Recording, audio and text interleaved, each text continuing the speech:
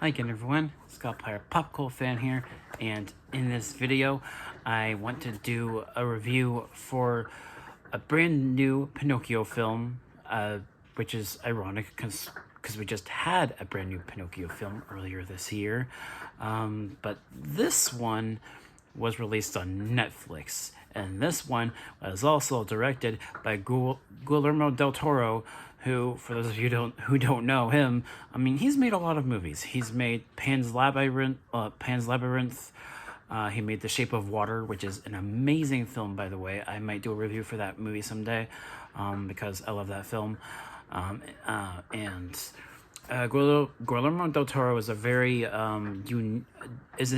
director who has his own unique style in how he does his films, and his movies are very stylistic in regards to visuals, and this new Pinocchio movie is no exception.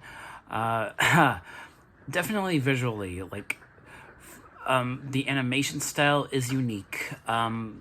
What they do with the Pinocchio's design is also very unique and different compared to the Disney adaptation. So, granted, I mean, there are, because this is a Pinocchio adaptation, it does follow some of the same beats as some of the other adaptations have, but considering that this movie,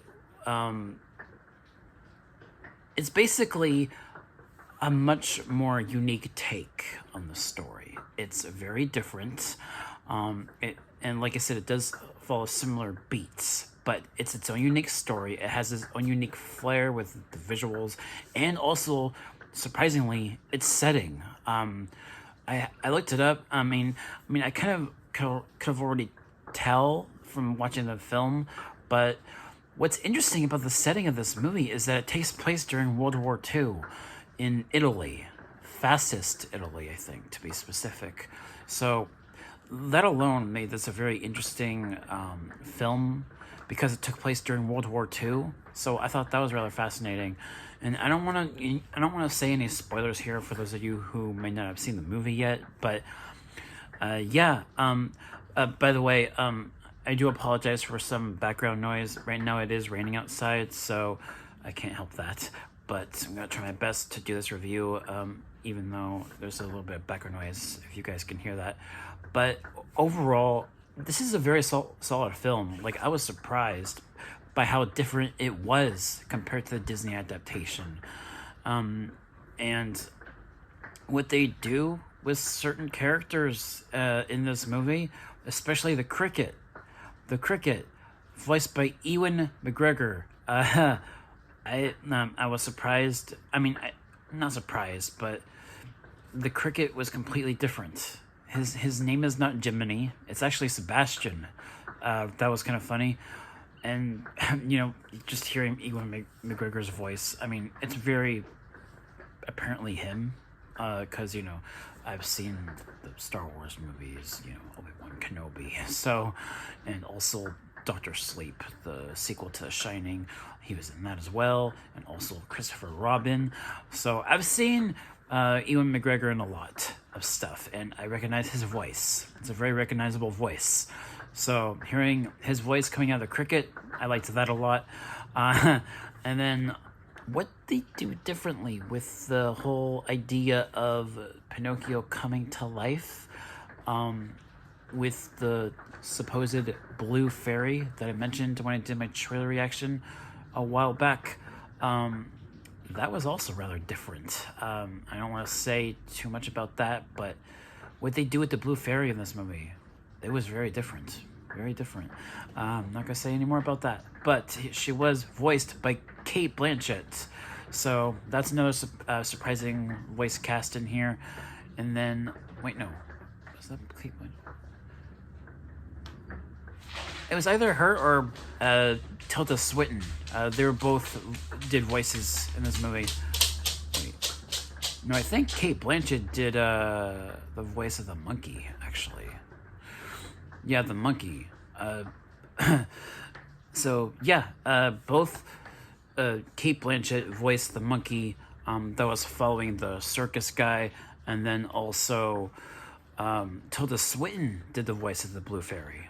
Excuse me. But then also, another surprise casting was Ron Perlman. Ron Perlman voiced the dad of the boy, the military guy.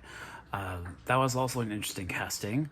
I'm not gonna say, I really don't want to talk too much about spoilers, but it's kind of hard not to with the casting. But what they do differently with the story here,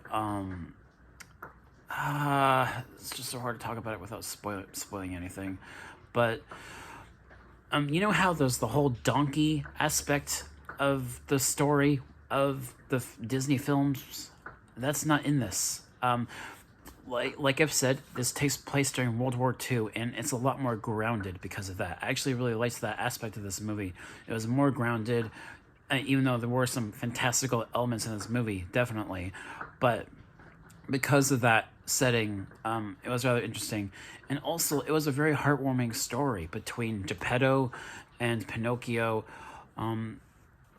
The way they presented Pinocchio at the beginning of this film was rather interesting, and just a lot of the darker tones of this film I really liked. There were some darker tones within the story, and also with the character Pinocchio as well, and what they do with Geppetto and his real son was also fascinating. That was the way they opened the movie, and I felt that, like, when he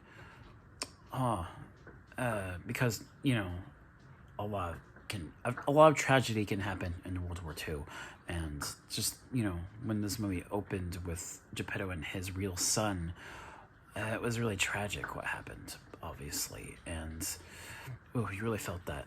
And throughout the film, you know, Geppetto learns a lot, and Pinocchio does as well, and the relationship between them definitely grows as the film goes on, and it was a really heartwarming story. It was really good, and the writing was really good, and visually, just everything about this movie was really good. And another thing to say about the animation, it's stop motion animation, actually, so the animation style was also rather unique, and it was a great film. I don't really have too many flaws with it, really. I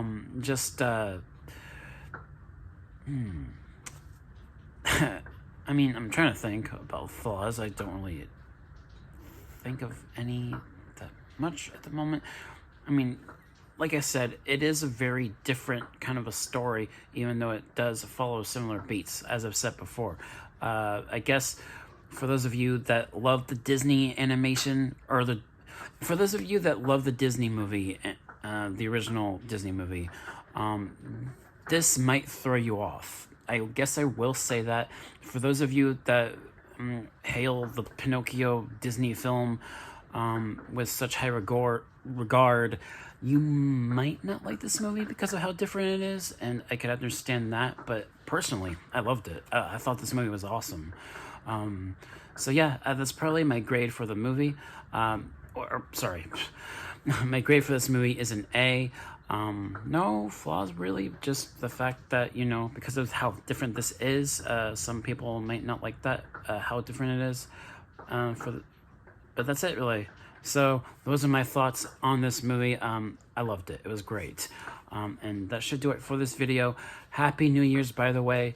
Can't believe it's almost 2023. It's going to be another crazy year, probably. I don't know. We'll see.